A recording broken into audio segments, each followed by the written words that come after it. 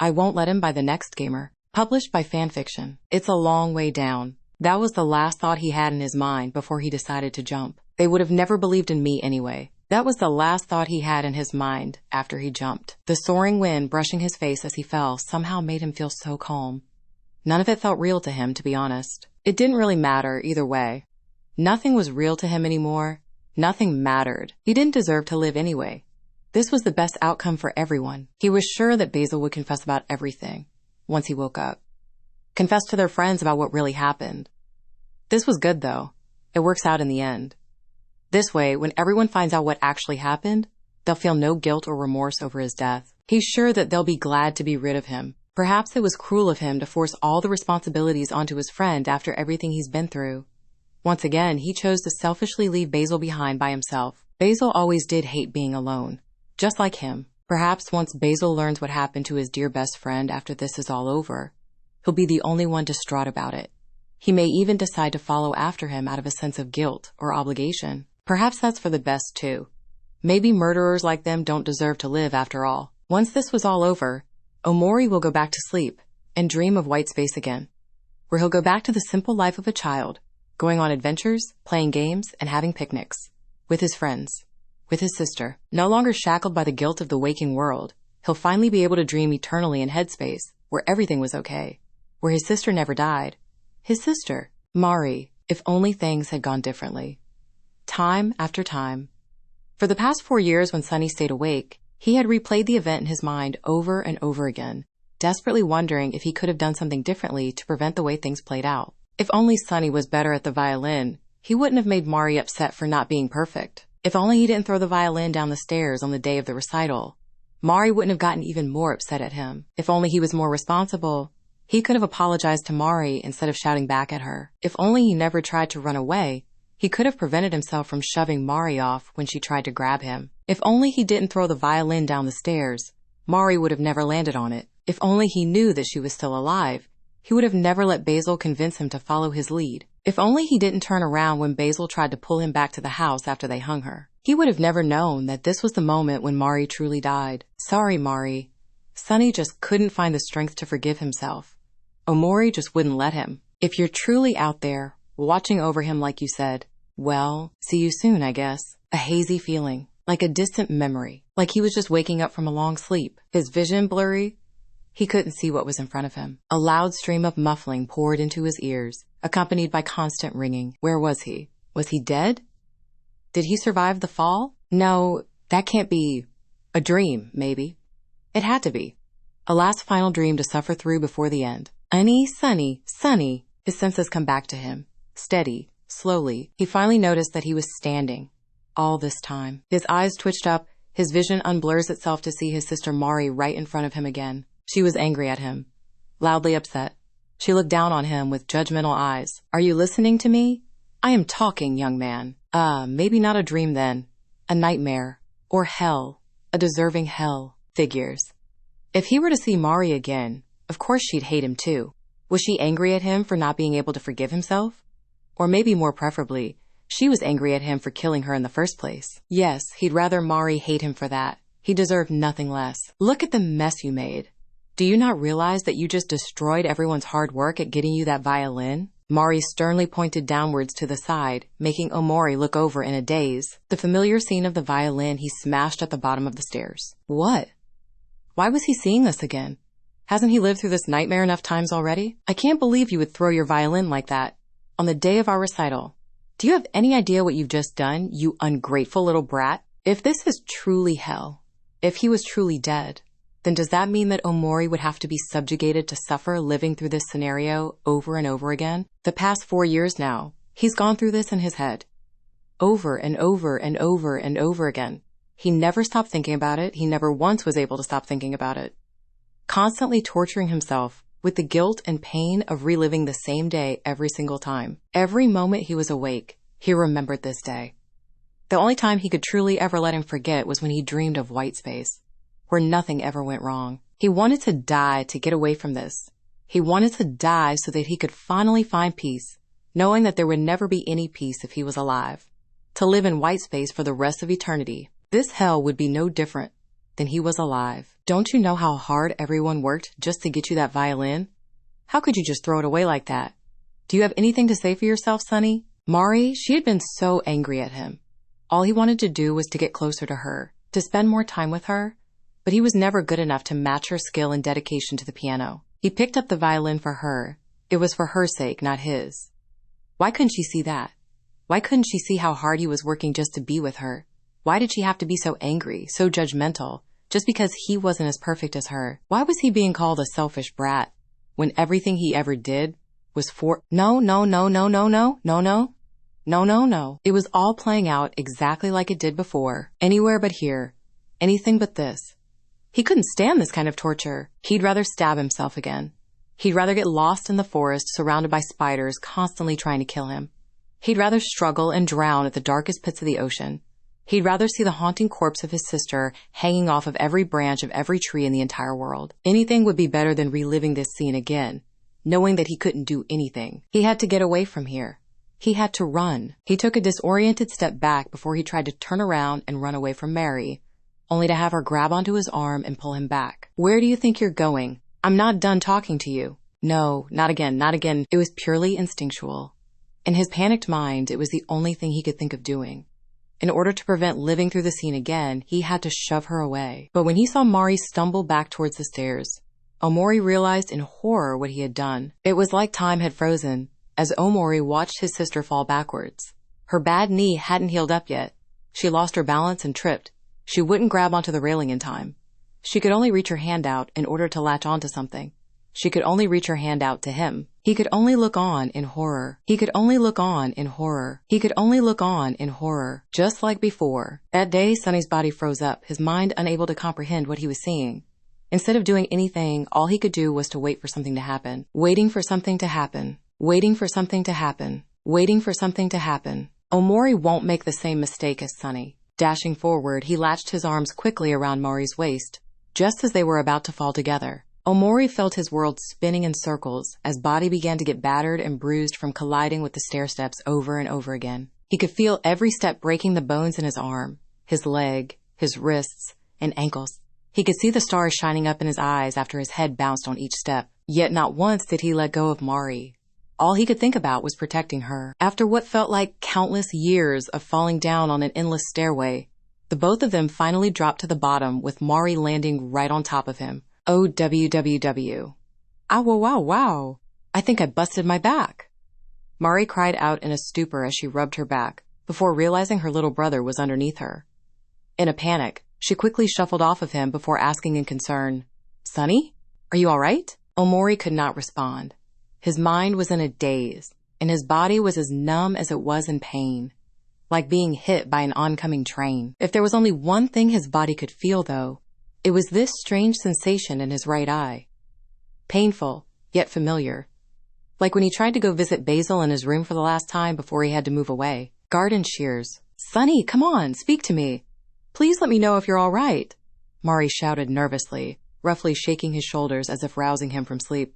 Sonny, come on, Sonny. Unable to turn his head, he felt a hand grab onto his cheek as it gently pulled his head up for him. There, he saw Mari, looking down on him. Not with the same judgmental eyes like before, but with horrified concern. Oh my God, Sonny! Your eye, it's bleeding. Mari stuttered in shock. The violin, it got into your— She was alive. Alive and well, even after falling down the stairs and landing on top of his violin. This was unexpected. He was so sure that things would play out the same as they always have. How was she still okay? Was this another headspace delusion? A what-if scenario of what it would be like if Omori was the one who fell down the stairs. Out of the corner of his eye, the eye that wasn't being covered in pitch-black darkness, he saw a familiar blonde hair poking into view. Mari. What happened? Basil's voice. Of course he would show up too. Just like back then. Just like before. If it hadn't been for him, Sonny would have never helped him hang Mari's body onto the tree outside. If it hadn't been for him, Mari would still have been alive. He was a murderer. Same as Sonny. Will this scene continue to play out like he was imagining? Will Basil suggest to Mari to hang his body on the tree, like he did for Mari in the real world? Was his final punishment before death was to experience how it felt for Mari when she died? Basil, go get help. Get someone, anyone, mom or dad, an adult, here. Just please find someone. Sunny's hurt. Mari desperately pleaded. Basil hesitated and trembled in fear before running away. In the distance, Omori could hear him scream, "Kel! Hero! Sunny needs help!" That's different. Everything was so different. Omori couldn't wrap his mind around why everything was playing out so differently. He was so sure that this was supposed to be his final punishment. Beside him, Mari started hugging him to her body as she began shivering from the shock. Her eyes started swelling up as streams of tears unraveled down her cheeks. "Sunny, I'm so sorry. This was my fault. Oh God, this is all my fault. I shouldn't have. As the tears of his sister hit land on his face, mixing in with the blood that was presumably coming from his eye, Omori couldn't help but wonder if maybe this wasn't really a punishment after all. Instead of his sister, it was him that was bleeding and on the ground. Mari was the one that was alive this time. This never happened before. Never has this ever happened before in any of his nightmares. If he was truly about to die from the fall at the hospital, or even perhaps already in the process of dying, then what could any of this mean? Is this a world where he managed to save his sister before she fell and died? Maybe this was actually heaven instead. How long has he always fantasized of a world where his sister was still alive? Or maybe this was one last final delusion he's given himself before he passes on. He. He could feel the light in the room starting to dim. His other eye could barely keep itself open as he suddenly felt sleepier than ever before. He could feel himself fading away. Sunny? Sunny, stay with me. A world where Sunny dies in Mari's place, where he never killed his sister, where Basil never hanged her body to the tree outside. What a perfect world, indeed. One where he would gladly live in if he wasn't about to die. Mari pulled Omori closer, hugging him to her chest as she was sobbing. Her heart beat. It made such a beautiful rhythm. He could stay here and listen to it forever if he could help it. "We're going to get you to the hospital, Sunny. You're going to be just fine. I promise that I'll be there for you." He could hear Mari muttering in between gasps and hiccups. "No, don't cry for him, Mari. This is perfect. Exactly what he always wanted." Omori weakly reached up to hold the hand caressing his cheek, covered in blood and tears. Looking up at her, he couldn't help but give a calm smile. Whether this world was real or fake, some sort of premonition of what could have been, or another one of his fantasies to give him comfort, he never felt more at peace with himself as he did now. "Don't worry. Everything is going to be okay," Mari whimpered. "Everything is going to be okay." Those words have haunted him for so long.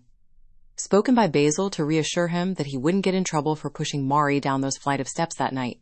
No matter how many times he said it, Omori knew nothing was ever going to be okay. But to hear it coming from Mari, he felt like he could truly believe it for the first time ever in his life. Dying in his sister's arms, it was all he could ever ask for. It was like the past 4 years was nothing more than a long-forgotten nightmare. Everything was going to be okay. 6 years have passed since the incident. An adult Mari, 21 years old, pulled up a chair and sat right beside her little brother in the hospital bed. In just a few more days, her little brother will soon be celebrating his 18th birthday. "Hey, little brother," Mari greeted cheerfully enough before rummaging around her bag and pulling out a small wrapped-up plate of steak.